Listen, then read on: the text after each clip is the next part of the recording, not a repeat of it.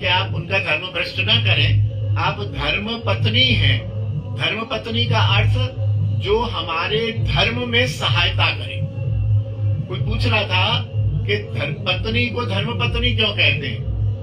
बहन को तो धर्म बहन नहीं कहते हैं, भाई को धर्म भाई नहीं कहते हैं, पिता को धर्म पिता नहीं कहते हैं, और पति को धर्म पति नहीं कहते हैं। तो पत्नी को क्यों कहते हैं? उसका कारण है, भाई में रक्त का संबंध होता है, पिता का भी रक्त का संबंध होता है, बहन का भी रक्त का संबंध होता है।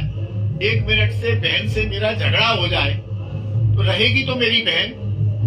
मेरे पिता से मेरा झगड़ा हो जाए तो नाम तो सन ऑफ पिताजी का ही लिखा जाएगा, लेकिन पत्नी जो है उससे रक्त का संबंध नहीं होता है।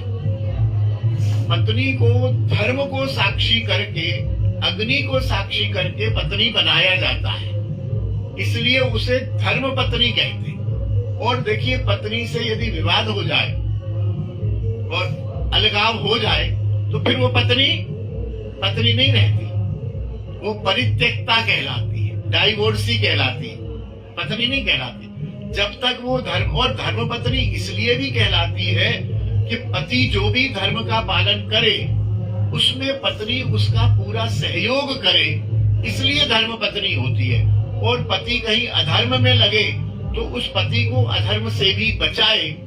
धर्म की रक्षा करने वाली जो एक हमारी स्त्री है, जिसको हमने अग्नि को साक्षी करके वेद मंत्र उच्चारण करके पत्नी रूप में स्वीकार किया है, वो हमारे जन्म की रक्त की पत्नी नहीं है, इसलिए उसको धर्म पत्नी कहते हैं। वहां धर्म प्रमुख है, यहाँ रक्त प्रमुख है, खून का रिश्ता प्रमुख है, वहां धर्म का रिश्ता प्रमुख है। तो धर्म पत्नी से कहा, धर्म पत्नी ने सहज कहा कि नहीं, मैं उनका धर्म भ्रष्ट नहीं करूंगी, मैं विरह सहन कर लूंगी, मैं नहीं आऊंगी। पति को पतन से बचाए, पति को पतन से बचाए वो पत्नी, ये भी वही पतन से मतलब वही बात आ गई।